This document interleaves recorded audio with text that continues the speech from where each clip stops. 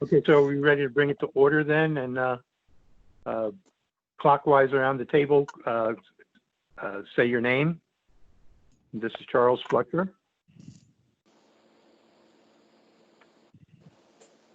Chrissy, do you want to just read them off and then ask if they're present? I will. I will start with Rob Benson. Rob Benton's present. All right. Tim Bunnell. Tim Bonnell, present. Paul Davis. Joey Elzey. David Eslinger. Charles Fletcher is here. Charles Fletcher's here. Randy Fraser. Dwight Greenlee. Dwight Greenlee's here. John Hennessy Jr. Miss Karen Page. I'm here. Dr. Tom Rosenberg. Good afternoon, everybody. Hi there. Okay, Mr. Ron Ryan is not here. And Brent Wooten. Okay. Chrissy, I lost count. You have 7 for a quorum? Yes. That's good. Just a reminder again to everybody that's on the call to keep your microphones muted unless it's your turn to talk or you need to say something. Thank you.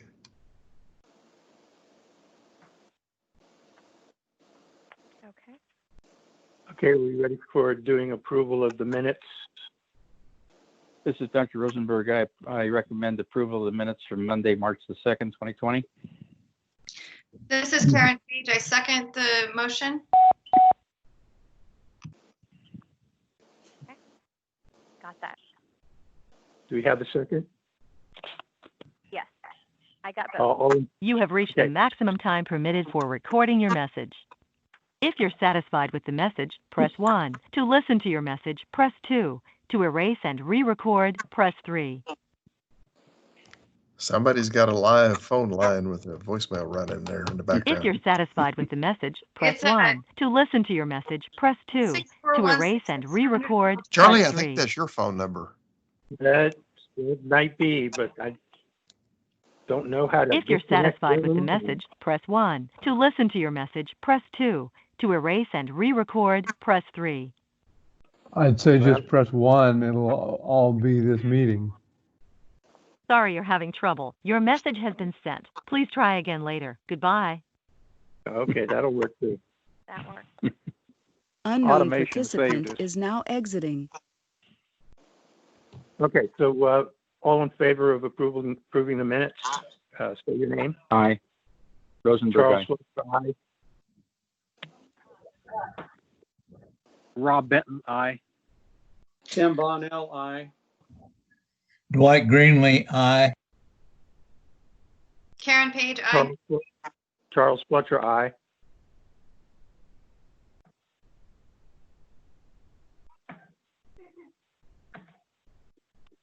Did we get everybody's vote?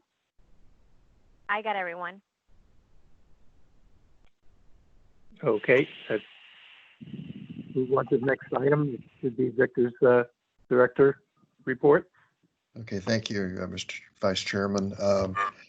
In the interest of keeping this short, I just wanted to tell you a couple of items that we have on tomorrow morning's Airport Authority meeting at the City Council.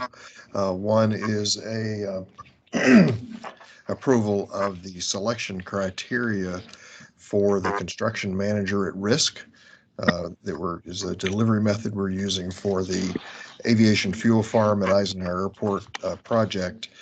And the second item is approval of the lease agreement with Mid-Continent Aviation Services. If you all recall, you voted to approve that at your, I believe, the February meeting when we made a presentation on that. The terms have not changed since then. There were a few tweaks to the contract that were made, but the basic business and financial terms remain the same. So that'll be on tomorrow morning's council meeting as well. And that's all I think I'll do in the director's report right now, sir. Okay.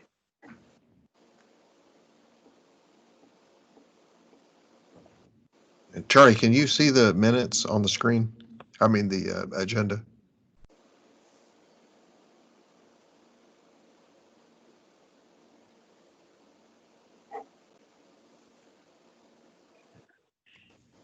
Yes, Charlie? the COVID impact update. Okay. Chrissy, if you'll pull up my slideshow for everyone to see. If not, I'll just read it off.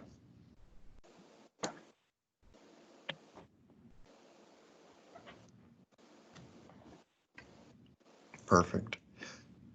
So what I wanted to do was to just give you all the start of some details about everything that we have seen, from operational impacts to financial impacts to the airport system as a result of the coronavirus. We're going to do this kind of in three sections. I'll do mine, which is a high-level summary of a number of items. I'll just briefly touch on a couple of the things related to finance, and then Jean will follow up after me, and she'll give you a lot of details about budget impacts in terms of real numbers, and the CARES grants and the implementation and utilization of those. And then following Jean, then Valerie will do a presentation on the airline service impacts that we have seen and predictions for the future. So with that, if you go to the first slide, Christian.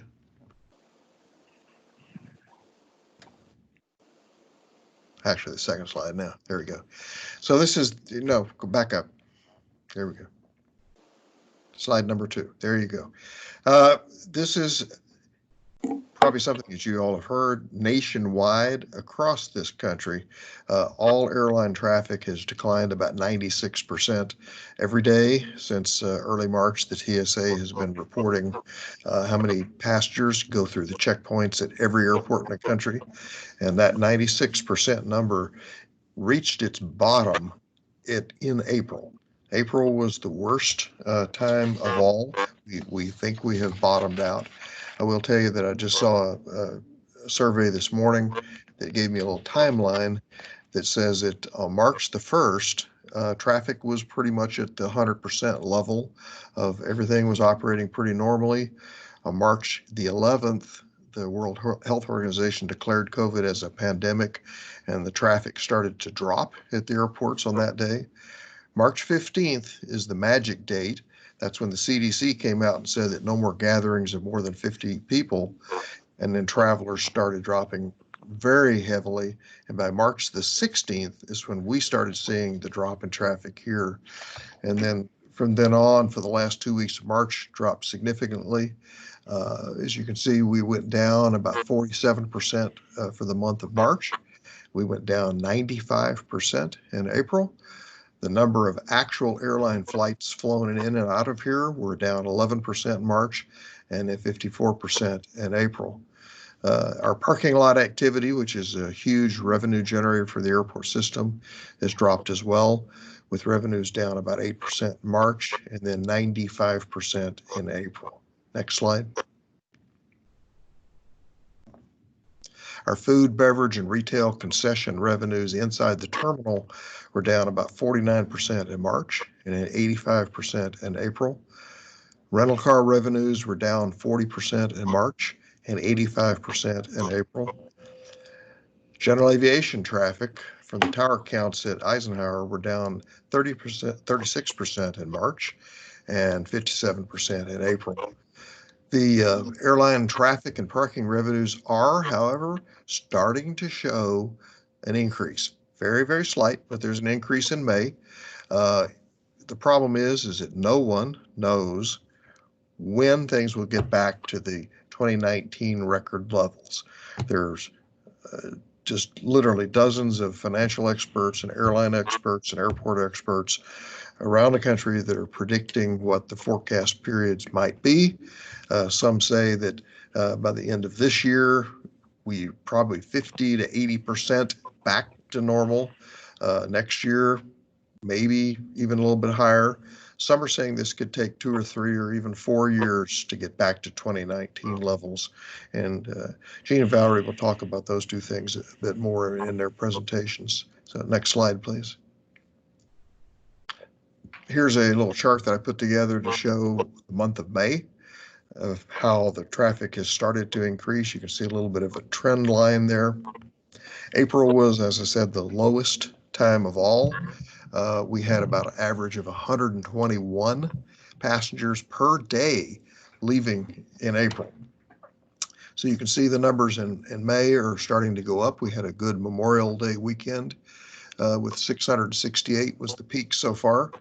And there seems to be a good trend. We think that by the end of June, if passengers start to fly again, we'll be up to about 1,000 passengers a day. Next slide, please. Parking lot, just so you can get a flavor for revenues out there. We normally run, well, in May of last year, for example, average daily revenues of about $25,000 per day. And you can see the little chart there from the low of about $700 a day to a high of about $5,800 a day in revenue over the Memorial weekend. So we're still way, way, way lower than last year than normal. We're hopeful that will pick up. And as you know, we closed the park and ride lot back in March, as well as ceased the shuttle bus operations from the lot. If people had to get back, we still had a shuttle to return them to the lot. And I think as of this morning, I looked and there was maybe one car left that has not yet left the lot for some reason. Next slide.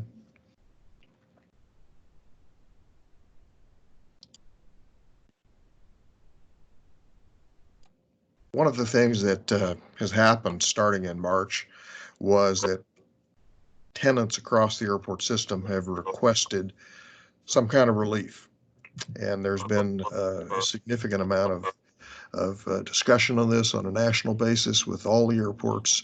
And I and members of my staff have been participating in conference calls with other airports, the FAA, our trade associations at AAA and ACI, to try to find out if there's any sort of a national consistency with the types of relief that has been offered by the various airports. And as you might expect, everybody's doing it a little bit differently, but we tried to find the most common ground so that because many of our tenants, particularly the airlines and the concessionaires, not only operate here, but they operate at other airports. And so there's an expectation that they had of similar treatment.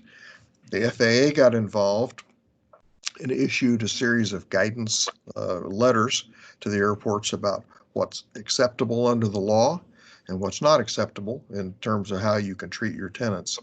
So our position as we took here was that we treated the tenants, such as the airlines and the food and beverage and terminal concessionaires and the rental cars, all in the same category, essentially, as if they were affected directly, if their business was affected directly by the drop in airline passenger traffic, then those were the target tenants that qualified for rent relief.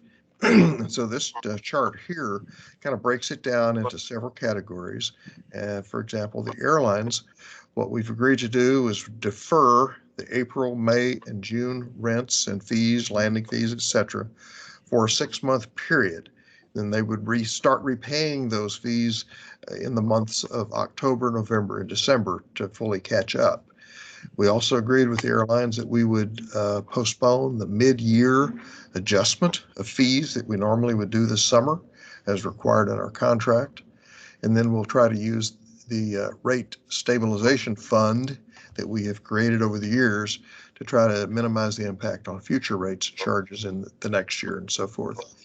On the terminal concessionaires, meaning mostly the food and beverage and the retail news and gift, similar treatment, deferral of the April, May, and June fees for 6 months, then repayment in October, November, December.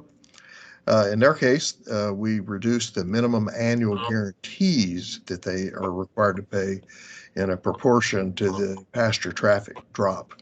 And then it created a conversion to the straight percentage commission on anything that they would sell. We also allowed store locations to be closed. In fact, of the 6 restaurants and bars in the terminal, only one has remained open, the Dunkin' Donuts. They are starting to open up. The Chick-fil-A will open up in a week or so, and then they'll bring them all back online as activity picks up. In MSC's case, for the food and beverage, we also had a contractual requirement for them to do a midterm facility refurbishment. We're, believe it or not, 5 years into the contract and into the new terminal. The 5-year anniversary is this week, in fact. So they were supposed to have done a refurbishment. We postponed that indefinitely, hopefully just on a temporary basis as well. And then the monthly 12% service charge we would charge on late payments, waived for the remainder of 2020. Next slide, please. Rental car agencies' contracts are written a little bit differently, but they do have a provision where we can waive the minimum annual guarantees until the traffic recovers to 85% on a 3-month rolling basis. Well, we're, as I said before, we're like 96% below, so it'll be a while till it probably gets back to that 85% level, and then they convert to a straight percentage commission. Their space rentals in the garage and the customer service facility are covered by the customer facility charge fund that we have created over the years, and then likewise the waiver of the 12%. For other tenants of the airport, such as FBOs and so forth, that are not directly affected by the passenger traffic thing, we're simply waiving the 12% service charge on overdue rent amounts for the rest of the year. Next slide, please.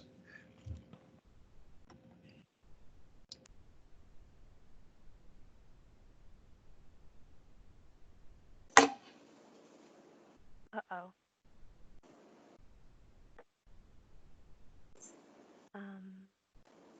Victor?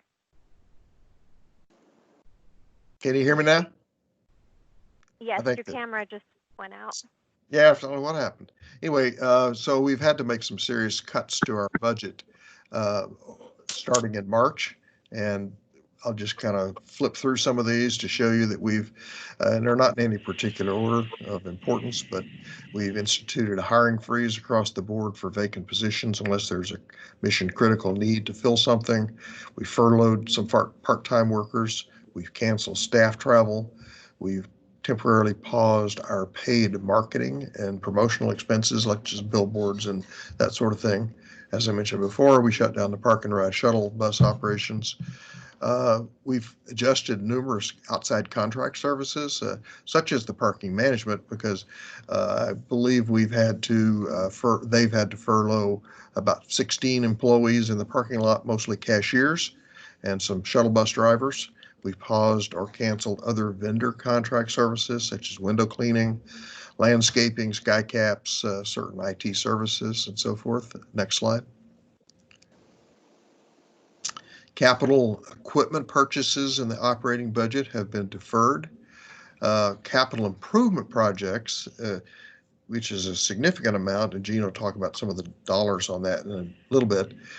We reviewed each project. It's on the list individually, and we either cut, deferred, decreased, depending on several categories that we created for criteria of where their project sits in its life cycle, where the funding comes from, is it mission critical or not, and then some were already begun and could not be changed or modified. We discontinued the courtesy crew program and the information ambassador program information counter at the terminal. We discontinued our mystery shopper program.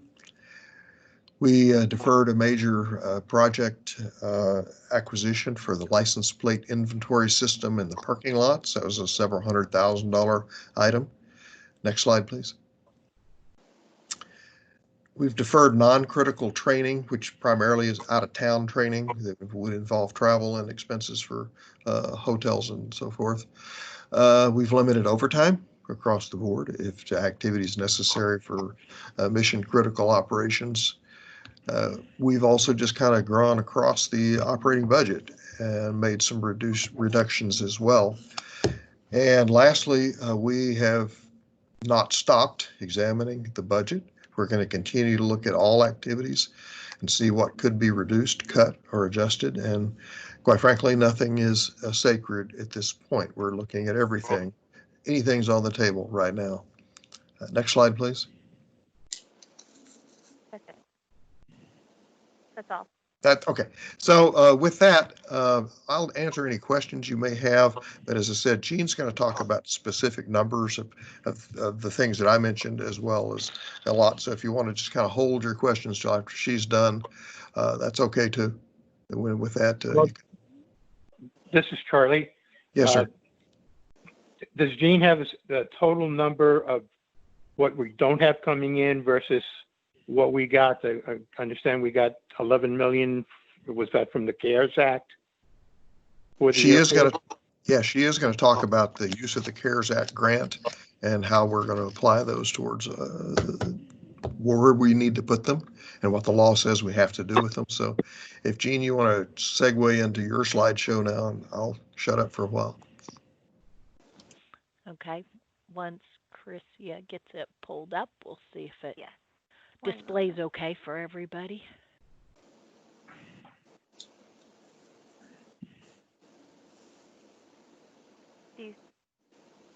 Does everyone see that? Financial No. set? Okay. No, it's just a gray screen on on mine.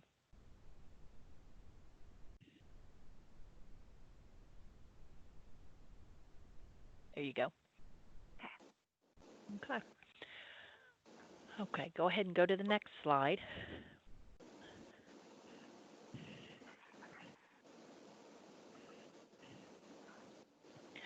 Just to give some dollars to several of the things that Victor talked about, the largest being that parking operation, the furlough of the 16 people and the expense reduction, which included the LPI.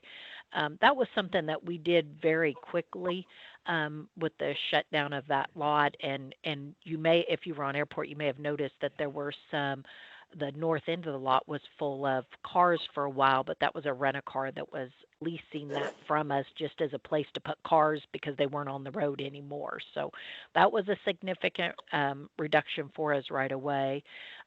However, we do have a hiring freeze on. Currently, we have vacancies that exist in our airfield maintenance division. 3 of them are building and utilities division, 3 there, and 2 in engineering that were vacant at the time this happened, and so we've retained those as vacant. In addition to the courtesy crew, that's a total of 8 positions there. So we're going to kind of hold those for the foreseeable future. If this drags on too badly, that some of those are going to have to be filled, but I'm expecting to hold those at least through the end of this year. Some of the utility and commodity reductions, I've got to say, although this is painful for all of the budget managers across the airport, the cooperativeness and the willingness of everybody that just got it. We had to turn off the spigot, quit spending money, and just wait till we know a little bit better what's going to happen. So that's been, everybody's definitely stepped up and done their part related to that. The contracted services savings of that $170,000 is in 2020, where we've made the commitment that there's some contracts for some operational things like baggage handling, landscaping. There was a big reduction there, passenger boarding bridge, the window washing contract, the wildlife management, where we just took things down either completely off the table or reduced them to a lower level so that we could experience that savings of $170,000. The debt service refunding actually did not happen because of COVID-19. There was a refunding done right at the end of the year just because of the beneficial bond rates that were out there. But it was not known that that was going to happen in the 2020 rates to the airlines. So the airline rates are going to benefit from that $630,000 in savings that had not been originally expected. As Victor mentioned, we did do some capital project deferrals of $7.6 million. Those are items where at this point we've said we're not going to cancel them, but we're not going to initiate the next phase of the project until our finances stabilize. So that could mean if a project was in design, once design gets done, we'll just hold off until we see where things are before we start construction. There were some projects that were of a lower priority that at first we said, well, we'll just delay them, but I just don't see any scenario where we're going to be able to do them. So I'm now labeling them cancellations of almost $4 million. Chris, if you go next slide. For the passenger traffic, as I'm looking at our finances, I've got to make some assumption as to what's going to happen. And even since this all started in March, there's been multiple scenarios run and ideas of when passenger traffic's going to recover. Right now, this is the operative one that we're using, which says we'll get back to 90% of the 2019 passenger levels by 2022. So like in this chart at 50% for the year of 2020, that's a combination of in April, we were at 5.4% of April of 2019. But in quarter four, we're hoping to be back up about 60% of 2019. So if you average that all together for the year, we're expecting to have about half as many passengers in 2020 as we did in 2019. And then there'll be some recovery beyond that. And I'll touch again on that in my last slide. Next slide.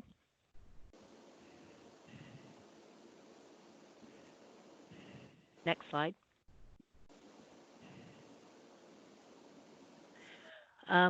The major revenue impacts we had, and again, keeping in mind that if we expect half of the passengers, that any of these that are based strictly on passengers means we're losing half the revenue associated to it. So on parking, we expect $4 million, rent-a-cars $1.5 million, terminal concessions a little over $400,000, and then the PFC and CFC collections, those are all specifically related to passengers of $3 million. The airfield landing fees and fuel flowage fees, although not tied specifically air passenger traffic, they are related to the reaction to it. The biggest one here that is very questionable and it will not necessarily change based on demand is the airline landing and fees, because the airlines are changing their capacity. For instance, the passenger landed weights in March were 89% of 2019, but in April they were 35%. And so they're following a different trajectory than the passenger traffic itself. And if they don't put that capacity back in the market as fast as our demand recovers, then we may see a muted recovery there. On the contrast to that, the cargo carriers landed weights actually in March were only 80% of what they were last year, but in April they were 99%. So we're seeing those go in inverse order as everyone would expect. Okay, next slide. As Charlie mentioned, we did receive a CARES Act. The CARES Act created grants that were meant to allow U.S. airports to prepare for, and respond to the impact of the virus. And the intention was to keep airports in reliable, safe operation to serve the aviation industry, the traveling public, and support the economy. Their other major thing was the intention was to keep airports and aviation workers employed, and then also keep airport credit ratings stable. In our case, we don't issue airport revenue bonds tied to airport revenue streams. We actually use city general obligation bonds. So that was not as important for us, but it was one of the purposes of the CARES Act. So of the $10 billion that was put out there, it was spread across four different buckets. The first line in this chart shows us receiving approximately $615,000, and that was based on what projects we were funding with federal grants this year, and it's the 10% that they went ahead and said, you don't have to pay 10%, we'll pay that 100%. That was bolstered by the fact that just recently it was announced that we were going to get $5 million in supplemental discretionary for the first phase of the GA apron, which doesn't actually get constructed until 2022. But since the award happened this year, we got the 10% of that, which was over $500,000 all by itself. The other 4 lines came out of the act, and there you may have seen some stuff in the media about how it was calculated by the FAA, and there was a bit of some challenges as to how it was assigned to different airports. And so for the third line, the $4,146,000 for us, I still don't know how they calculated it, but this is the amount they gave us, a little over $11 million. And when we accept it, we have accepted the obligation that we will retain 90% of our workforce through year-end 2020, accepting any voluntary departures. So next slide. So as they calculated that, as I mentioned, a little over 11 million, almost 11.5, and the usage of the fund can be for any purpose which airport revenues can lawfully be used. At this point, we're going through and trying to come up with strategic ways to apply it, because it has to be the reimbursement of an expense. It's not just additional revenue inflow. So depending on which expenses we reimburse, it affects how it's going to go through the rates and charges to the airlines, and therefore what their rates will be. So if we don't do it strategically, we could end up, impacting the rates in a way that puts all of the benefit to the airlines and actually leaves us short of being able to meet our own financial goals. So that's why we're going through this. At this point, it looks like we, for 2020, will apply, about 45% of it to debt service and the remainder to O&M expenses. Next slide. So you have seen me mention before that we have some metrics that we have agreed to meet with the city doing our GEO funding and to do proper financial management. Those metrics are 365 days cash on hand, O&M reserve of 25%, debt service coverage of 1.1%, and net income of $2 million. If we can keep those metrics, then we can remain strong, because this, we're going to have some rough years coming in front of us, and we're going to need to retain some flexibility to handle future bankruptcies, decisions by airlines on their presence here, even the economic conservatism that we're going to probably see in just the overall aviation sector, and the unknown possibility of recurrence of the virus that could actually impact us again in a negative way.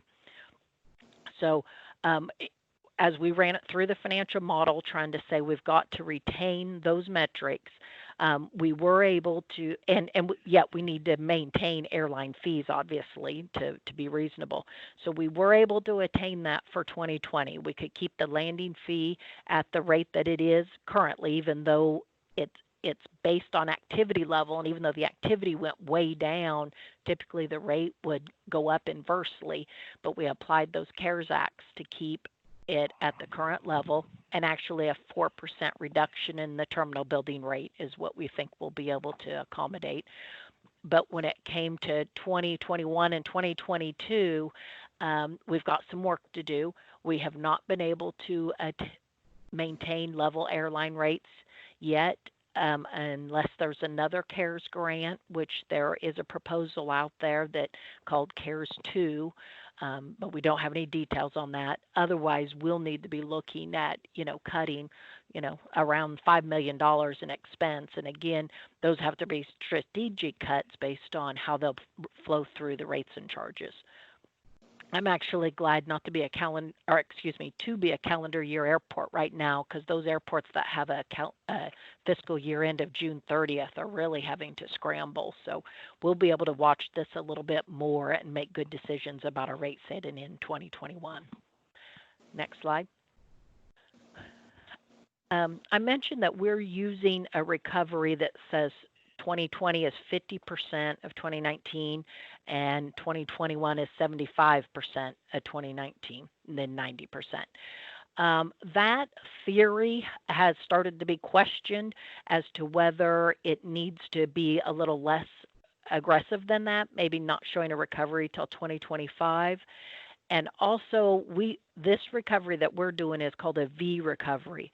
Some airports are starting to do a U recovery, which just shows it not recovering so quickly here in the last couple of quarters of 2020, or even a W recovery, which says we have a recurrence, and so we see another drop, early in 2021.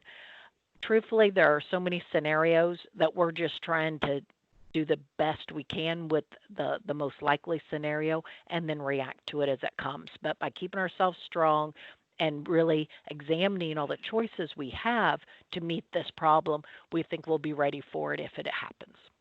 So that's all I've got.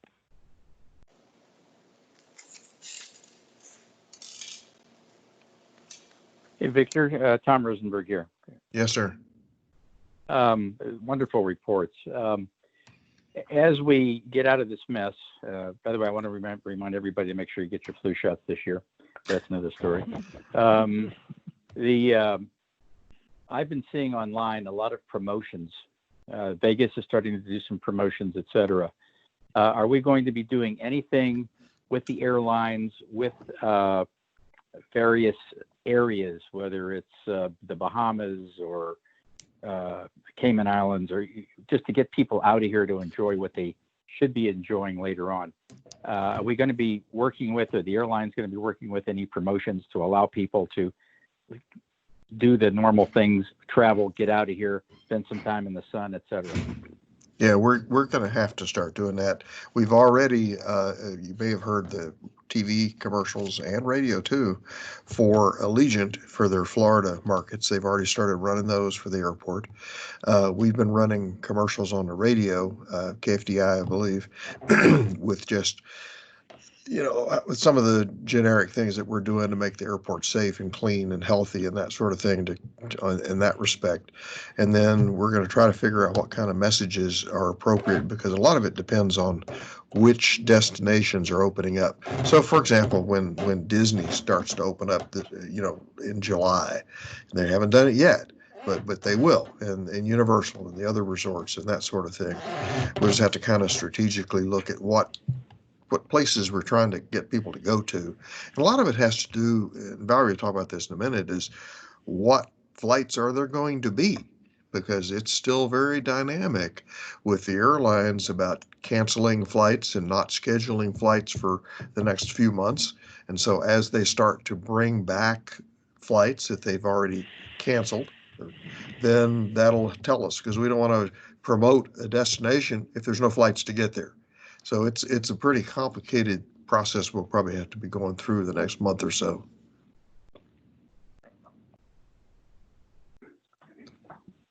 So go ahead. I'm sorry. Go ahead.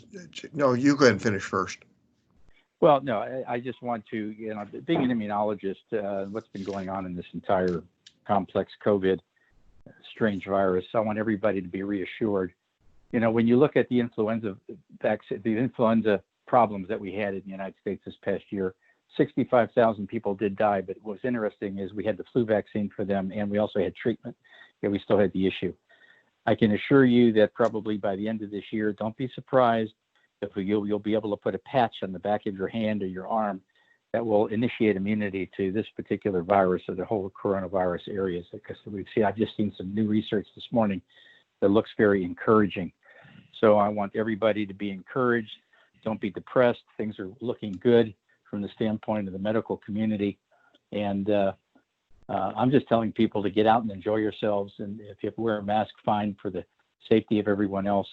But get out and do things, and don't be afraid. Do you have the stock ticker ID for that company that's got that in the cooker for us? I sure hope so. I think it's in the San Bernardino Valley. In fact, it's online. You can Google it, patch for coronavirus. I don't know whether they even have stock or not.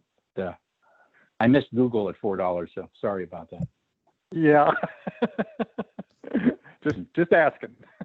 So if there's no more questions for Gene, we can move on to Valerie's presentation, if that's okay, Mr. Chairman. Ron has called me 3 times on my office phone.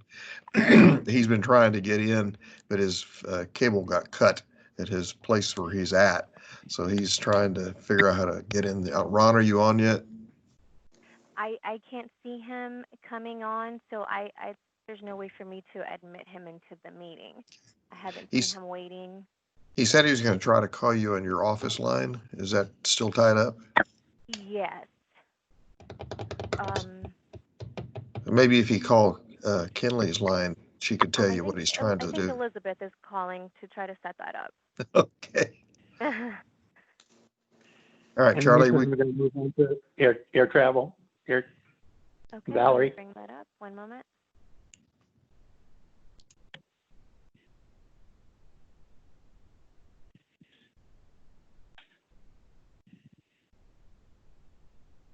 Okay, good afternoon, board. I hope you can all hear me and hope you're doing well. I'm going to talk about the COVID-19 impact on the airline industry and on our air service.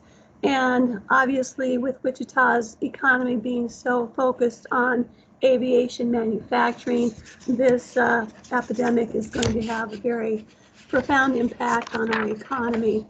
So next slide, I'm going to talk about the airline industry first, and the source of this information is coming from Airlines for America. Next slide, please. Next slide. Sorry. Yep. Okay. So COVID-19 has forced several airlines to either file bankruptcy or to shut down. In the U.S., 4 airlines are no longer operating, and one of those airlines is Trans-States that operated flights for United Airlines in our market. And outside the USA, there are 11 airlines that are now bankrupt or no longer operating. Next slide. The COVID-19 has had a dramatic effect on every region in the world. And as you can see by these trend lines, the passenger volumes really dropped starting in early to mid-March throughout most of the world. The low point in volume in the United States occurred on April 14th when there were only 87,534 passengers flying in the United States. This compares to over 2.2 million passengers on April 14th, 2019, which, as Victor said, was a 96% decrease. As you can see by the black line there, the domestic USA passenger travel is starting to increase. Next slide, please. COVID-19 is forcing airlines to park aircraft. As of May 19th, about half, or 3,200 airplanes, are parked. Next slide, please. And as you can see in this picture, airplanes are being parked all over the world. Now, this creates other challenges for the airlines as the climate conditions will adversely affect these aircraft. So if the planes are not put back into service, they will need to find storage in compatible climates, and then there's maintenance challenges as well. So it'll be interesting to see what the airlines do. Next slide, please. Carriers are working furiously to reduce cash burn.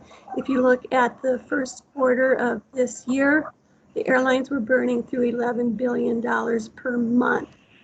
This airlines outside sources of cash by raising funds in capital markets. For example, at Southwest Airlines, they're raising $2.6 billion by selling common stock and notes.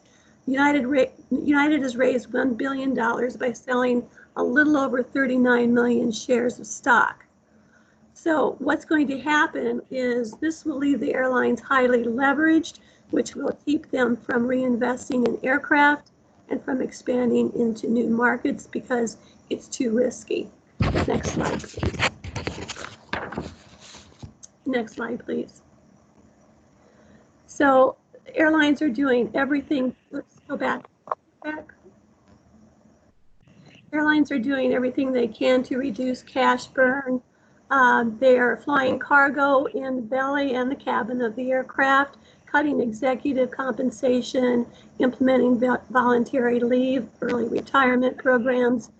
The three things I really wanted to point out were capacity cuts, parking and retiring older aircraft, deferring aircraft deliveries, and selling or mortgaging aircraft and other assets, which obviously that does have a direct impact to Wichita's aviation sector.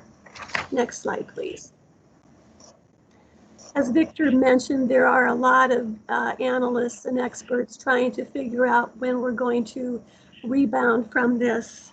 After 9/11, it took about 3 years to recover. After the Great Recession in 2008, 2009, took a little over 7 years to recover. So those are some guesstimates, but really no one knows. Over the weekend, Michael Boyd, who is if you don't know him, he's a very outspoken air service consultant. He said that it'll be a 6-month recovery. I love that. By the end of the year, we will be at 85% recovered, he says, and the other 15% will be due to the lack of international passengers. So really, it's anybody's guess because there are just too many unknowns that will interfere with predicting when travel can rebound. Next slide, please. So, key points I wanted to point out to you, the leisure travel segment will likely rebound before the business travel segment. This is because leisure travel is a low yield traveler, which means lower yields, less income for the airline, so it's going to delay much needed revenue and return to profitability for the airlines. Business travel will be the last to recover. Businesses tend to cut travel first when they're cutting their budget, especially when the economy is suffering. And they also believe that businesses will have more virtual meetings. So does somebody have a question? Okay. So there may be an increase in virtual meetings as opposed to business trips. And you know, as the economy goes, so goes the airlines, or so goes the air travel demand. People just don't travel when the economy is down. Once demand recovers, it's going to take years for the airlines to retire billions of dollars of debt and interest expense. Next slide, please. The next, I'm going to talk about the impact here at Wichita. And Victor already kind of talked about this, but this is a chart showing April enplanements going back to 1979. We peaked in 2019 and have dropped 95% from the previous year. This is in alignment with the national trends as well. Next slide. The first 2 months of this year, we had record enplanements. We were higher than last year's record traffic up until March. Slide. Next slide, please. This chart shows what capacity looks like from January through June, with a decrease of 52% in June compared to January. In March, the airlines were scrambling to cut flights on a daily basis as passengers canceled flights. Then in April and May, the airlines were trying to avoid all of those last minute cancellations by greatly reducing flights. So as you can see in this chart, in May and June, those cancellations or those reductions have leveled off. Next slide, please. This chart shows a comparison of second quarter 2020 with second quarter 2019. I just wanted to point out a couple of things. And this shows the capacity reductions by destinations. you will see that there is a 133.9% increase in seats to Destin Fort Walton Beach. That is because Allegiant had planned on a longer season this year to Destin, but because Florida has been closed, Allegiant has been canceling flights to Destin. Now that Florida has opened, Allegiant has resumed flying to Destin as well as to Orlando. You will also see Oklahoma City on this chart. Yes, we have nonstop service to Oklahoma City. That is because in order to provide a minimum level of service as required by the CARES Act, the airlines have scheduled what's called tag routes, where they utilize one aircraft to serve more than one market. And since Oklahoma City and Wichita both have Alaska service to Seattle, Alaska is picking up passengers in Oak City, stopping in Wichita, and then flying nonstop to Seattle. And of course, Seattle to Wichita to Oak City.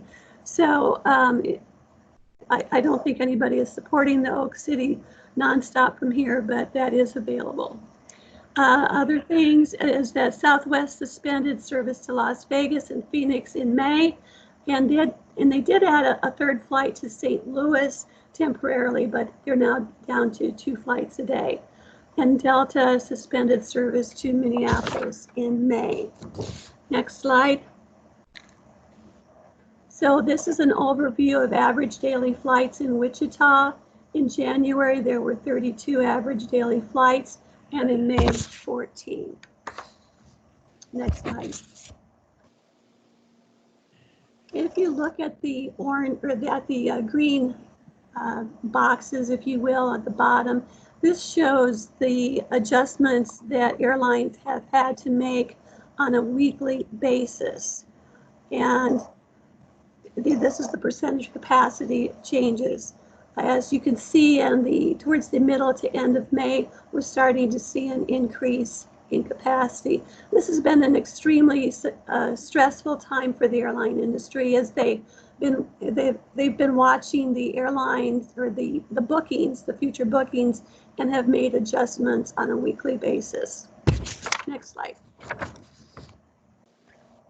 Our load factor in April was 13%.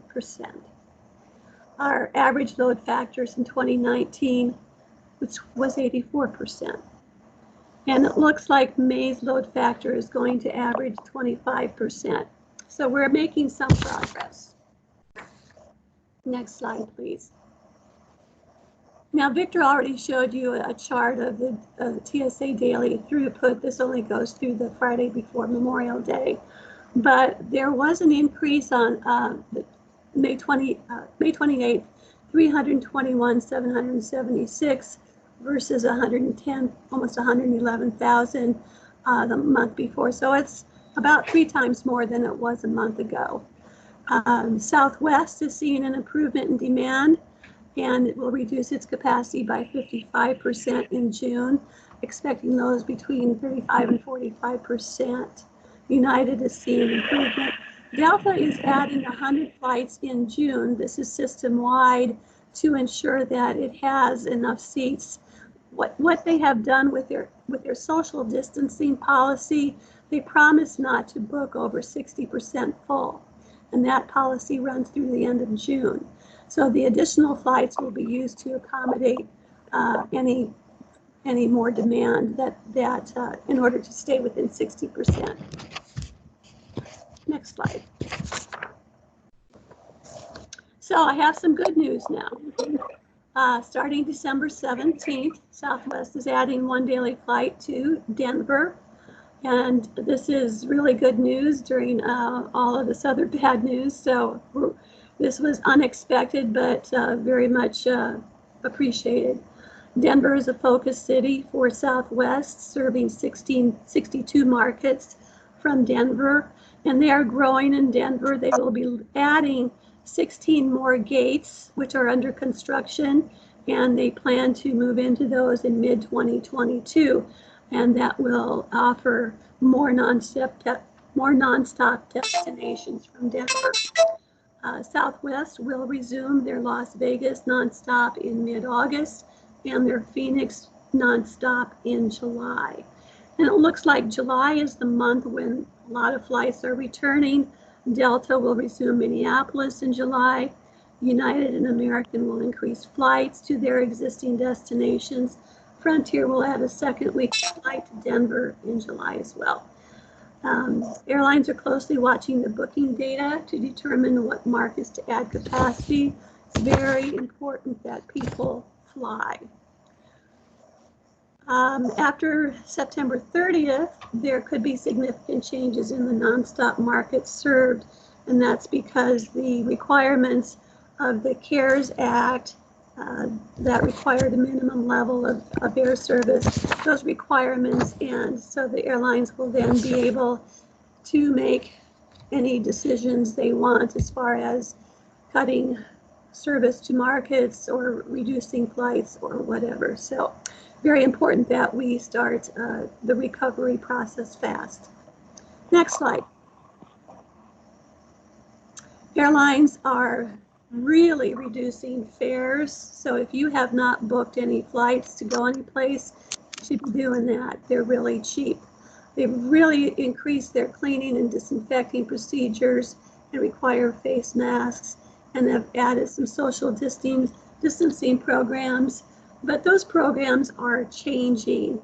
The International Air Transport Association say that airlines need an average break-even load factor of 77%. With social distancing, it's a 2% load factor. So fares are either going to have to increase or social distancing will have to discontinue. We've seen how United and American have reevaluated their programs, and now they are going to notify travelers if the flights are full, allowing them to rebook on a different flight. Airlines are desperate for passengers, so most likely what the airlines will do is eventually end those social distancing programs. Airlines are reducing fleet sizes. American is retiring 150 aircraft. Delta is retiring all of its MD-80s and 90s and some 777s. And United is also retiring some aircraft. Next slide, please. So experts are saying that business travel could be reduced by about 25%. This has to do with virtual meetings, quarantines, international border rules. IATA predicts that travel will recover in 2023. They think that short-haul travel will be reduced and long-haul routes would be rebound faster. They feel that people will not want to connect, which could mean opportunities for ultra-low-cost carriers that fly point-to-point service to leisure destinations. Next slide. So there are still many questions that no one has answers to, which makes planning and budgeting very difficult. So I was really happy to hear what Dr. Rosenberg said, but there are people that wonder if it virus returns the second or third round, and what requirements are going to be placed on airlines and airports and travelers. There's talk about immunity passports, mandated aircraft cleaning at each turn. They're talking about temperature checks at airports, and the airlines are wanting TSA to take that over. And actually, Frontier is starting today is taking temperature of passengers before they board. And then a vaccine will change everything. And how much will people pay to have a premium, to pay premium for a seat with personal space? And what's going on with 737 MAX? When is that going to return to service? Well, people want to go to Disney or Las Vegas and be around large crowds. Our social media posts when we were advertising that Vegas is opening, a lot of people responded by saying, yeah, we want to go. So I think people are anxious to go and people are anxious to travel. And so that's a positive sign. Valerie, I'm happy to say that I'm traveling Southwest the end of this month for traveling through St. Louis to Pittsburgh. Excellent, thank you. Next slide. So what we need to do is we need to fly, we need to use our airport, and we need to fly. As I mentioned, airline decisions are going to be very data driven. They're looking at bookings, they're looking at loads. They will want to know what developments are going on in our region that will support air service. Competition is going to be extremely intense because we will be competing for fewer airlines, fewer airlines or aircraft. Our goal now is just route retention as opposed to trying to attract new routes. Incentives are going to be needed for route retention and in the future for new routes. But I do believe that we should have not just a community-wide, but a region-wide incentive policy once our economy improves. And we need to get creative about what we can do. Perhaps one thing that companies can do is pre-purchase airline tickets. That would be something that we could do in lieu of financial incentives. So we need to have that discussion. And then I know for years, our region, we talked about diversifying our industry. As you have seen in this presentation, airlines are not going to be ordering aircraft. They're not going to be needing aircraft anytime soon. So that's a real concern for our economy. And I believe that is it for my presentation.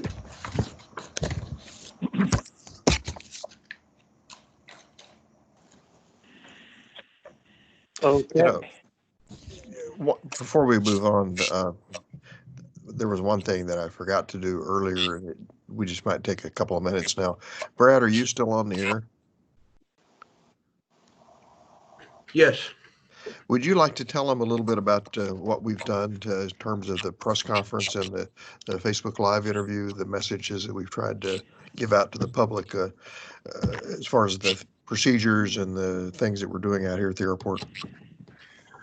Yeah, I'll touch on that briefly. Much of this is public information on the safety, security, public health side. Week before last, Valerie and I jointly presented a press conference, local media. You all may have seen that. Essentially, in which we were just providing the media and community information on what we're doing at the airport, what our airlines, other tenant stakeholders are doing in terms of keeping ourselves, our facilities safe and healthy, and what we're asking the traveling public to do as well. Much of that is very consistent with what everyone's seen with other businesses, and Valerie reported on what airlines are doing, some of their practices, what they're requiring of travelers, TSA. But what I can tell you is that the Wichita Airport Authorities has tracked pretty consistently with, number one, what the city of Wichita has issued in terms of policies and procedures, as well as industry standards. And as Victor said earlier, we've been keeping pretty close ties on what our industry is doing. But some of those include, obviously, we've been doing for a couple of months back in early March when this started, just additional heavy cleaning, sanitizing. That continues, electrostatic sanitizing, wiping surfaces, things like that.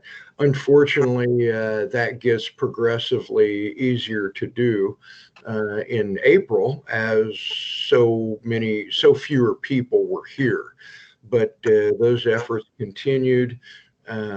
Public information, public announcements, signage, as well as just our employees being required now to wear masks, face coverings anytime they're in public environment. in view of the public and public areas, or if they're not able to maintain the social distancing. So those are most of the things we've done. A few other things we've reiterated to our parking customers in the using short-term economy and garages. We do have express exit cashierless parking. They can do that without any contact with another individual. We have closed down a number of several restrooms. We had escalators shut down for a while. Those have since been opened back up. Children's play area and several facilities like that.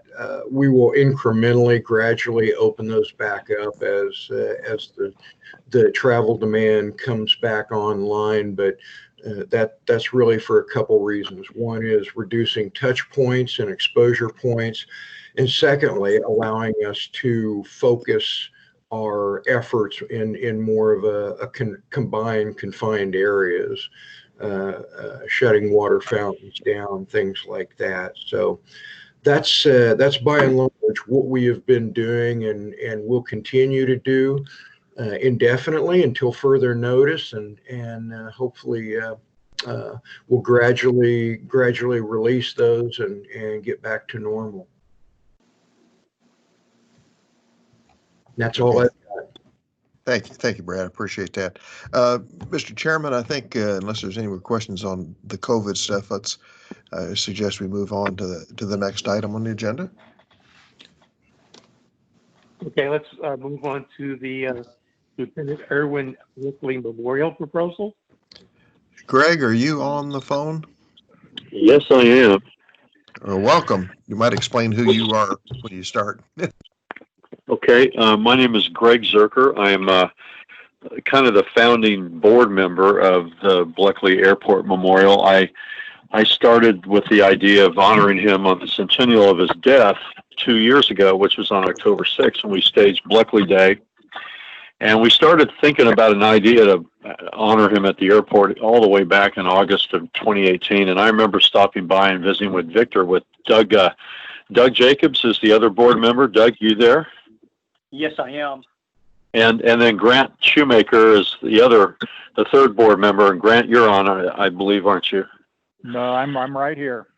There he is. So we the reason, and I'm going to let Grant take this, Victor. I'm basically I'm an Iraq Afghan war veteran, Air Force for 8 years, 14 Army. I'm a commander of VFW Post 112, which is called the Irwin Wickley Post, and I also serve on Congressman Estes' Service Academy Selection Board for West Point. And I'm going to go ahead and let Doug Jacobs is the other member. He's a retired Army Lieutenant Colonel. He was the curator of the Kansas Army National Guard Museum for a number of years, and is Wickley's official biographer. He's in the finishing stages of how many pages, Doug? 700? Oh, I don't know. It's reaching that far. A lot. And then Grant Shoemaker, and I'll introduce. Well, Grant, you want to introduce yourself? I'll let you go from there. No, okay. Well, I'm a retired captain for Alaska Airlines and formerly Eastern before that. And then I served about 6 years as a regional manager for Southeast Asia Pacific for the Boeing Commercial Airplane Company, selling airplanes for them. But I grew up in Wichita, and my grandfather worked for Clyde Cessna and Walter Beach back in the 20s, and so I kind of grew up around Wichita aviation history.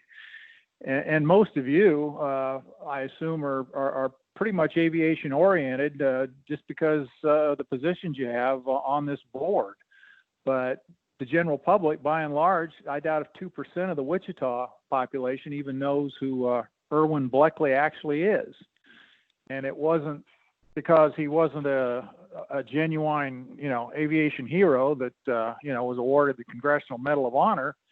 It's because when we venerated him 100 years ago with a memorial, it was a small one out in an obscure location, and he's been lost to history. And we're here to kind of remedy that situation because it's long overdue, but there's a lot of positive bonuses to Wichita today and will be in the future by doing what we're proposing. And what I'd like to do is because we don't have a video set up here, I'll kind of go over our proprietary letter that we discussed with the city, and it'll summarize basically what we're after. And what's happened is it's a rare historical opportunity that's become available to Wichita that may never occur again. A World War I DH-4 biplane, the same make and the same model. I'm getting some background noise there. Can everybody hear me? I can hear you. Yes. Yes. Okay. All right. This aircraft is the same make. It's the same model that Wickley flew in and has been made available to us. And the FAA considers this to be the only flying original military DH-4 left in existence. And this particular aircraft was heavily researched. There was like 10,000 hours spent researching and restoring this aircraft to be as close as possible to the original configuration that Wickley flew in and was killed in back in October of 1918. What happened was on its initial test flight, they had some control issues and the controls tightened up on them, and so they tried to make a landing with it, and it was a hard one, and it had some structural damage done to it on that landing. And because of that, it's been made available to Wichita as a memorial to be displayed out at the airport. The aircraft, and I can't reiterate how authentic that this aircraft is.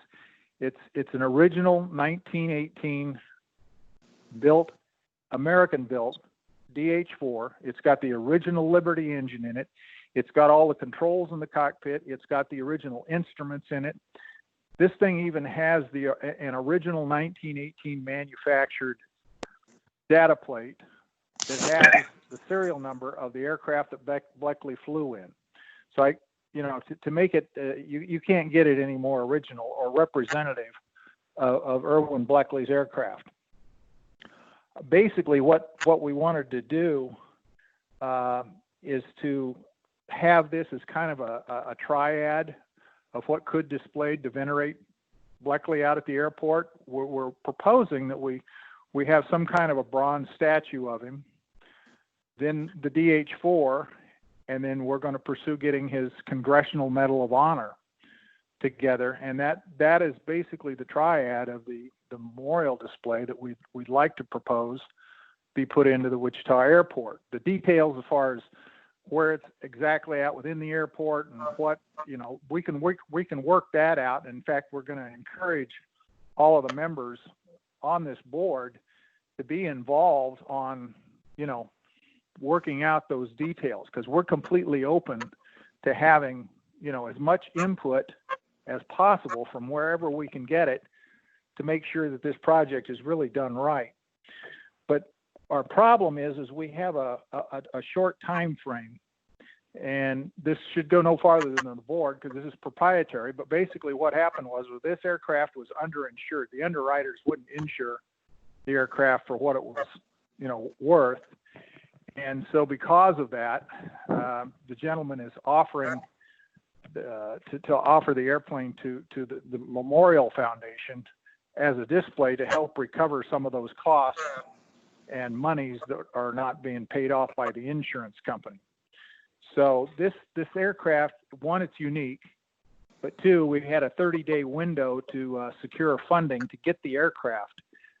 There's other entities that want this airplane, and Wichita's been offered first right of refusal for this because the gentleman that restored this aircraft was a Irwin Wickley endorser and enthusiast and historian on his own merits. And so he painted the aircraft exactly like it was. He researched the colors.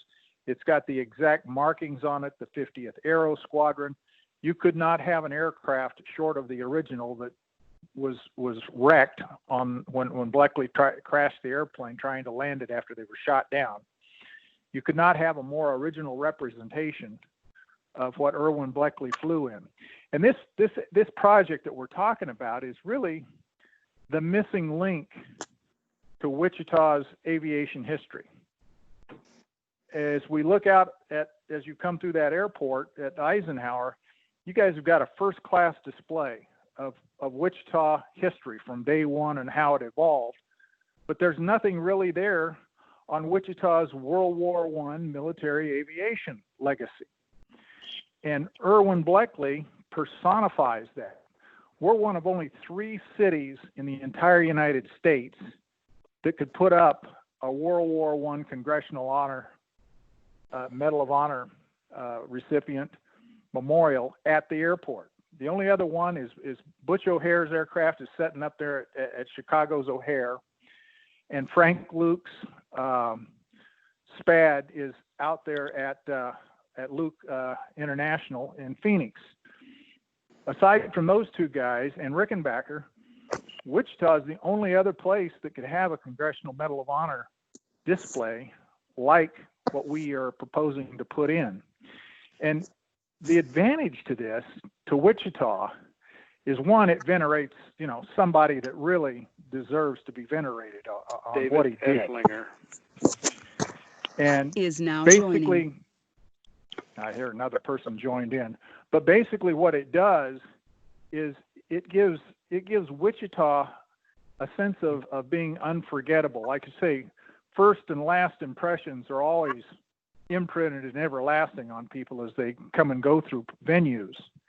And if this is in the airport, this is going to be the first thing people see as they exit our airport. And it's going to be the first thing people see as they get ready to leave. And the profound positive attitude that will imprint on the passengers that come through our airport, it may be a businessman that, when he's thinking about maybe opening up another branch in the United States, maybe Wichita pops into his head because that popped into his head because of that memorial. It could be, people maybe holding a convention because they think Wichita is a great place and how it venerates its heroes. So it's not just doing the right thing for our Irwin Wickley. This is something that's going to be positive for Wichita today and in the future. It's just such a profound improvement and a missing link, as we said before, that could be really turned to the advantage and be something positive in aviation right now. I know basically right now everything is bad news, but this is something the whole community could get through. What we've got here is we've got an opportunity to get this airplane for $250,000, and we've got less than 30 days to get it done. Our reason to coming to your meeting today is because after meeting with the city members and the mayor and the vice mayor, they're so positive about this that they think it's a good idea, but they, like us, want the airport board to be on board and recommend and endorse what we're trying to do here and get this put into motion. The details as far as, like I said, how we present it at the airport and where, and the details of what the statue looks like and what the other things that could go into this would look like. We can work that out, but right now we're on a time sensitive slot to acquire this historical aircraft. So it's one of these projects that we'll never have another opportunity to do this, and we can make Wichita a world-class airport and elevate it to one of only 3. Like I said, O'Hare and Luke and Wichita would be the only 3 with Congressional Medal of Honor recipient displays at the airport. And that's something pretty unique, and that's something that's going to stick in people's minds. So what we'll do is, I think we've sent out computer-generated PDF files that have pictures, and I hope everybody's had a chance to look at that. but that's the actual airplane that we're trying to get. The design is, it's an original DH-4. It's in 50th Aero Squadron colors, and it's something that we think could be a first-class quality display. And then the other things that we have are pictures of Frank Luke and standing in front of his SPAD, and then there's a memorial to him in front of the Capitol building. And those are basically kind of ideas and starting points that we would like, to start with, so we can put something similar together, for a first-class quality display out at the airport. So that's what we're here for today, is to, let you guys know and of the opportunity, and answer any questions that you might have, so that, we want to have everybody on board, thinking that this is, a positive thing to do for the city of Wichita and Wickley himself.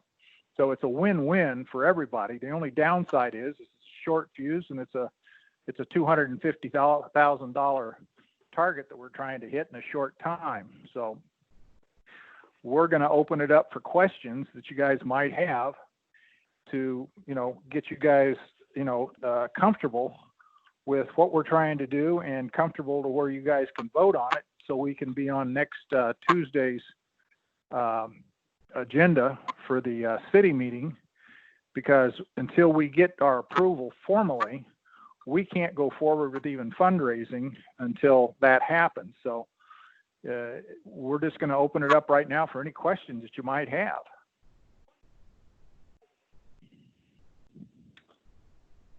Well, this is Charlie Flicker.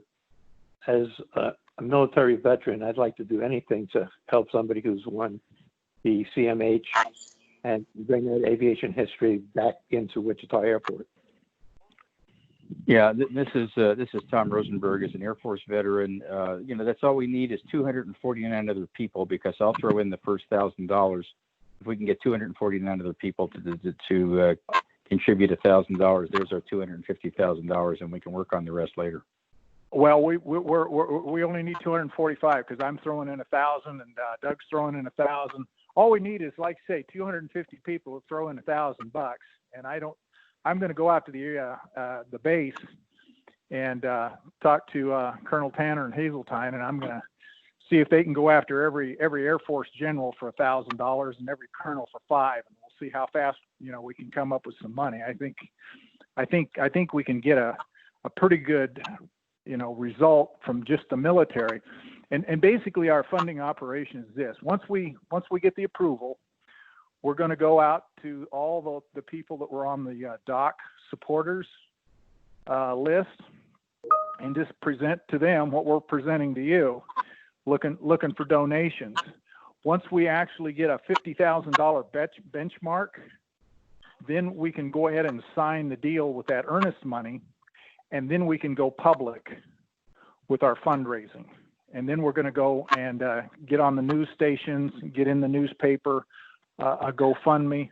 I'm really confident that if we can get everybody's endorsement on this, that there's going to be enough people like us, that a lot of people are just going to say, here's my $1,000 check, and let me know if that's not enough. So that's our plan of attack, and I sure appreciate you stepping up to the plate right off the bat with $1,000, because that's what Doug and myself and Greg are all going to do when we open the account after hopefully our approval next week on the Tuesday meeting. Does anybody else have any questions or input? This is Karen Page. I think this is amazing. I love the way you presented it within our board packet. There was really wonderful photos and historical reference to really give us a nice background. The question I have is really directed at airport management. What do we need to know so we can give an educated approval or not of this request? Do we have room? Where would it go? I mean, what do you need from us to make an educated decision? Well, this is Victor White here. A couple of things just for background. This is not the first request we've received over the last 5 years or so to put an airplane inside the terminal. And we've been through discussions with our architect a number of times. And you need to know that the building was not designed, nor was it constructed to allow an airplane to hang from the ceiling in the lobby. I'm sure anything's possible, but it would be major surgery to be able to construct whatever type of, structure is necessary to hang the thing. So I can't say that hanging this, as the picture showed in the rendering that they have here, is necessarily a good idea. It would have to be if, and I say big if it fits on the floor. And the problem is with putting it on the floor is that we don't have a lot of room on the floor. The only place that is available for something at the moment is in the baggage claim area at the far end.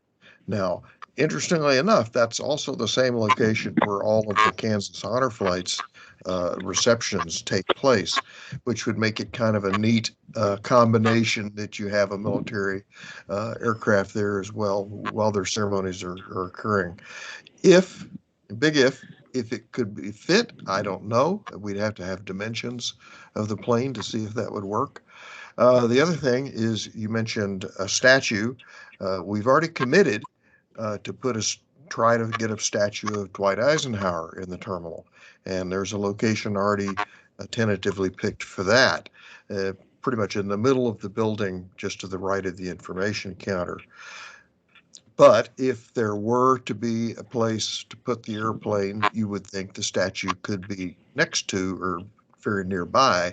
So again, if it were in a baggage claim, maybe that's a possibility. Likewise, the display, cabinet, whatever, with the medal itself and any other artifacts that tell his life story, theoretically could be in the same place. Or you could split up, have the plane at one end and have the statue or the display cabinet up on the mezzanine where the history of Wichita Aviation is. You obviously can't get the airplane up there. There's no way to do that. And the other thing too is that our seat, going back to this hanging concept, the ceiling is committed to the 360-foot long glass sculpture that we have in that same lobby. So there's no way you can put something that also hangs from the ceiling without interfering with the view of the art sculpture, which we paid $500,000 for. So there's a lot of considerations that I don't have answers for right now. But if we're not making a commitment today, if you vote to approve this, I would say that you need to say that you're approving it under the condition that it is not guaranteed that you can hang this or even display it inside the terminal, because that's a huge unknown. Because just looking at these photographs, this airplane looks big, and I don't know if there's enough room to even put the thing on the floor. Yeah, Victor, this is Tim. We talked about putting a museum chairman in there, and for the obvious reasons you just stated, we didn't do that. And I think this airplane is bigger than a Stearman. But the thing in my mind, you remember how the B-47 was mounted out west of town here? Something like that might work and still give you floor space under it. I'm assuming that this is a pretty fragile airplane, and you couldn't display it outside because it's fabric, right? I mean, that would be impossible to try to even do that. I agree. Yeah, the aircraft itself, though, could be. We're totally flexible on finding the best fit. At the airport terminal somewhere. Whether I like the idea of a possibility of putting it up on an elevated pedestal. That can be engineered. We could also work through the engineering and we would propose, our funding program would propose to fund the engineering costs entailed. I don't want to have the city have to be on the hook whatever kind of engineering has to be done to figure out the best venue at the airport for this. Like I say, we're flexible and we want to find the best possible, fit at the airport for the aircraft. And that's down the line, but we're not locked in anything. There are numbers of ways that you can get things done. Like I say, I like the pedestal idea. We could reverse engineer that the ceiling suspension. That's totally doable. SeaTac had a big problem with earthquake control for their terminal, and they went in and put reinforcements up in their high ceilings, and people never even notice that it's done. You can do you can add a lot of strength with a minimal amount of reinforcing if it's done in the right place. But again, that's engineering down the road. And what we are proposing is your endorsement to acquire the aircraft to be displayed as a Wickley memorial. And then the rest of it, no commitment to what the details are on where. That details to be worked out at a later date with the airport. Because I know, Victor, you're the guy that runs the airport, and you're going to be kind of the point man on what's gonna happen here. So I know it's going to cause you some work, but what we'll try and do is help facilitate the engineering and facilitate the options and request different ideas. And at the end of the line, at the end of the day, I think we're going to still have a first-class memorial for Wickley with that DH-4 that's, like say, a historically significant link to Wichita World War I aviation. So, the concerns are there and they're valid, but, I think we've got enough brain power to be able to find a solution that'll make everybody, comfortable. Just for information and background, back in the 1980s, when I was running the airport in Midland, Texas, we had in our possession the first airplane built in the state of Texas. It was called a Pliska aeroplane, and we actually had it displayed inside a separate building outside of the terminal, glass enclosed on three sides. But when we did the terminal remodel, we came up with a scheme to actually display it inside the lobby of the terminal, and it was a floor mounted but raised up on a pedestal, I don't know, maybe 10, 12 feet in the air. And so, I mean, I've seen other airports that have done that same type of thing, where you don't have to physically attach it to your ceiling, and create. And what I'm picturing right as I speak out loud here is, if you did it on the floor without a pedestal, a single post holding it up, you could have your display materials and maybe a bust of Wickley beneath it or something like that. Sure. I'm just throwing out kind of similar to kind of similar to Eddie O'Hare's display at O'Hare. Exactly what I was thinking about, because theirs is not that high off the ground. So that's just one thought. But just for the board's benefit, one of the concerns is in addition, no matter how you display it, whether it's up, down, wherever, is the concern that the architects don't run this place, but they did design it, and there was an awful lot of input that went into it from the community at the time we designed and built this thing, that we want to preserve the views and the artistic elements in the terminal and keep it not looking cluttered or junky, and make it stays pretty. So anything, no matter how you display it, if we do it, it's going to have to look good. Because otherwise, we've spent $200 million plus on this building, and people have always been very proud of the fact for the last 5 years we have not cluttered it up, and we've kept the views and everything clean. And so this would be a major visual element added to the terminal. It has to be done exactly right to make it look good. We agree. Well, absolutely. That's our goal anyway. I mean, something so important. I mean, when you're talking about, this is the only aircraft that ever that 2 Congressional Medal of Honors were earned in the same aircraft. This is such a significant piece of aeronautical history that it kind of it kind of supersedes everything else. But getting back to your point, yeah, that's our goal, is to maintain a first-class presentation and adding to the airport, not detracting from the airport. We want to make it memorable. That's an educational item too. Oh yeah, the education.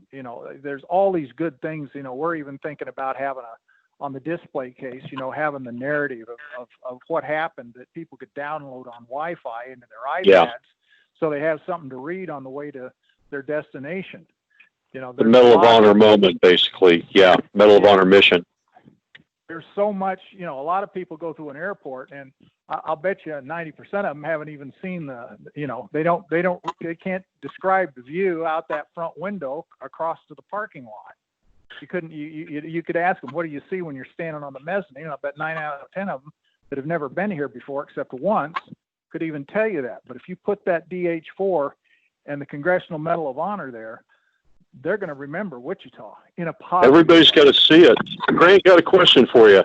How many travelers or passengers through Phoenix and O'Hare actually see Luke Spad or Eddie O'Hare's Grumman? How many people actually lay eyes on that there? Well, probably not everyone, though, I would imagine, right? Well, most of them that go through that one terminal, terminal number 3 over there is their latest and largest terminal. So you get more passengers seeing it there than anywhere else. That's at Luke. Okay. At O'Hare, that's again over in their larger terminal. Most passengers connect within the same airline. So I think United's over where the O'Hare display is at, but that's the major carrier within that airport. Same way at Stapleton, or not Stapleton, but at Denver, they've got a JN4 hanging from the ceiling, and I think that's in the United concourse, where again that's the biggest carrier traffic-wise in the whole airport. So you do want to put it, and in Wichita's case, the way our airport is designed, everybody, no matter which airline they fly in or out of, will see it, putting it out on the unsecured side of security. People waiting to pick up their loved ones, people waiting to go off on a flight, just people, in general. I mean, you'll probably even have field trips from the Wichita schools, spending an afternoon to drive out to the airport and have an hour or an hour and a half learning experience out there, what that display really means. So, you'll have guaranteed a first class, memorable, positive display in whatever final shape and form that we decide on it. Because like I say, I think we've got enough brain power to come to a really good solution that's going to make 99% of the people involved satisfied with the way it's done. And does anybody else have any more questions? Well, I'd like to interject. We're not asking the airport authority nor the city right now for any funding. We intend to go out and raise the funds. And if we can raise so much, we had a plan for follow-on. I'm glad you mentioned that, because I wanted to reemphasize, if the board takes a vote, that's one of the conditions that you've got to consider right now is, you guys just sat through an hour-long presentation of how broke we are. We do not have any money available right now to do this. Exactly. And Victor, that's what that's what the city told us last week as well. Yeah. But I think there's enough. I think we can find the 250 people that will write out a $1,000 check in the next 2.5 to 3 weeks to make it happen. It'll obviously take more money to actually get the total display, properly engineered, properly put together. But once we're able to go public with this, I think the city in general will be really supportive. There's enough veterans in the city of Wichita that'll cough up $15, $20, $30, $50, even $100, which is a lot of money for a lot of people. But I think the city of Wichita, the population grassroots, will fully and completely fund this aircraft and this display for Wickley. We may even have enough money, hopefully down the line where we might just, instead of putting the airplane on static, restoring it to static display purposes, we might put it airworthy again. I mean, you can imagine, the B-29 and the DH-4 flying together up over Wichita. I mean, this is Karen Page. I'm going to have to sign off here pretty soon. I just wanted to say in regard to this agenda item that I'm supportive of our support of this if it's within the current commitments we have, the space requirements and engineering our overall commitment to the terminal. Okay, we appreciate that support, and I'll just leave it to Victor if you want to make a motion to endorse it. If people have got a time constraint here, I think we've, Doug and Greg and I are all available. If anybody has any individual questions that they want to talk, you've got our information, and you can call any of us anytime for any other questions you guys might have. Mr. Chairman, it's getting short. This is Dr. Rosenberg. I don't want to jump on everybody's, but I've got about 10 minutes left, so we really need to move on. Yeah, Mr. Chairman, I'd recommend that you call for a vote since it's about 5 minutes to 5 right now. Yes, we'd like to make a motion to support non-financially investigating the DH-4 coming to the Wichita Eisenhower Airport. Does that sound? Mr. Rosenberg, I would make that motion. That was garbled. Could you say it again, please? A non-financially binding. Go ahead, Tom. No, I recommend the motion as a non-funded recommendation. And may I throw in the conditions that you're not agreeing to a specific location at this point in time? Correct. That's just endorse the acquisition. Overdone. Just endorse the proposal. Right. And we need a resolution to go to the city. That's what we need. And as well, it's an if it works, because we don't have enough information right now to say for sure that it can be displayed. It's just that we're open to that idea and supportive of that to explore it. Exactly. Okay, we have a motion and a second. I think we have a motion. You don't have a second yet, I don't think. If it's your motion, Karen, this is Tom Rosenberg. I'll second it. Okay, we have a motion and a second. We have a vote. Charlie Fletcher says aye. Rosenberg, aye. Rob Benton says aye. Tim Bonnell, aye.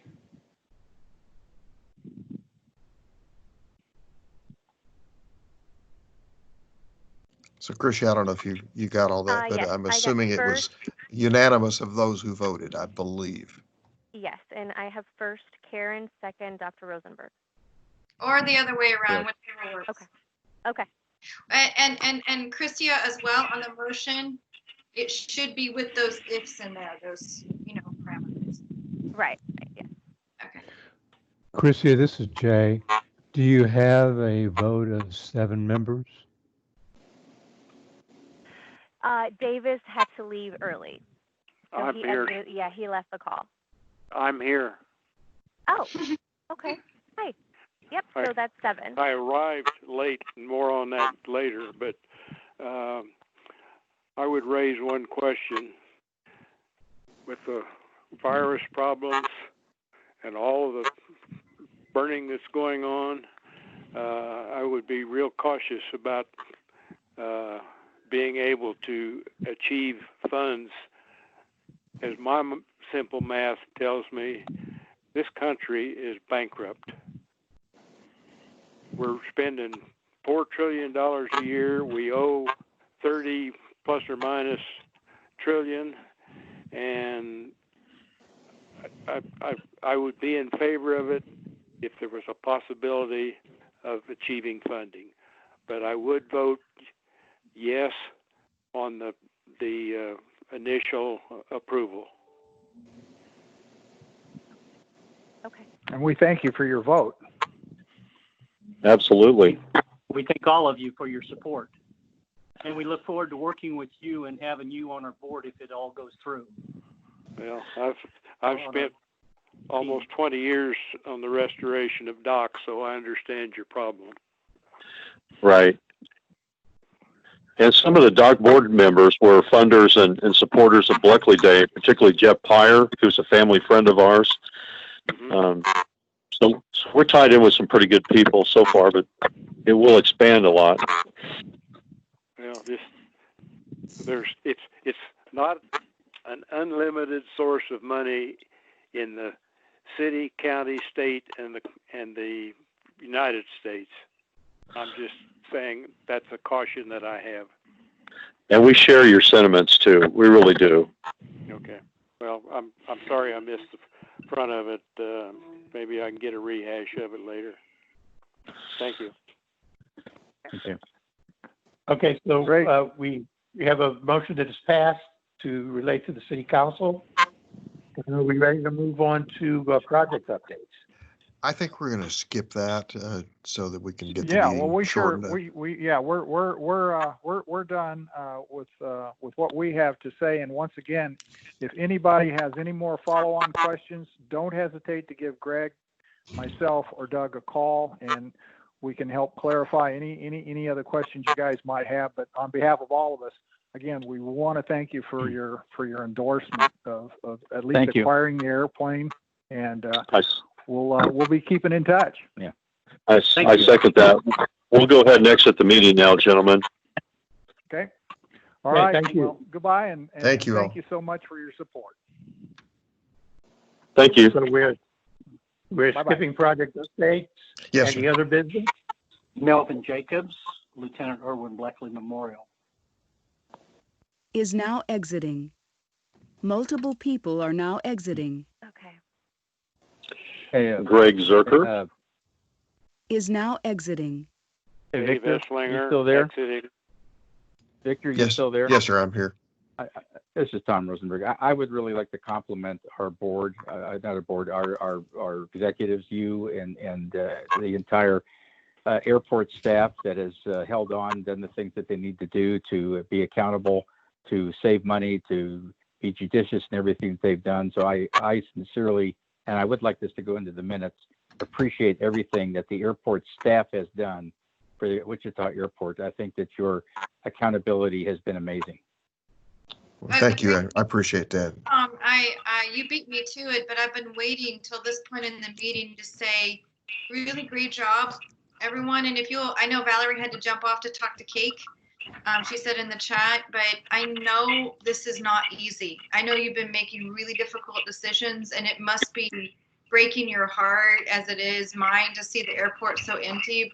So I appreciate you, Victor, and all the staff. I've always been a really big fan, and just shows me now in this really challenging time how up to the task you are for the leadership of our airport. So thank you. Thank you. I appreciate that. We all do. It's been tough. I mean, on the positive side, I'm just glad to get out of my basement for the last 2 months, see some sunshine. You were allowed to go to your backyard, Vince. Come on, Vince. You were allowed to go to your backyard. I know, but I didn't have my computer out there. All right. Goodbye, everyone. Thank you all. Goodbye. Thank you. All right. Adjourning the meeting with the next meeting being July 6th. Yeah. Okay. See you all then. Multiple people are now Hopefully that'll be exiting. an in-person meeting. Yeah. Okay. Bye-bye. Bye. Bye-bye. Thanks everyone for your patience. Bye. Multiple people are now exiting.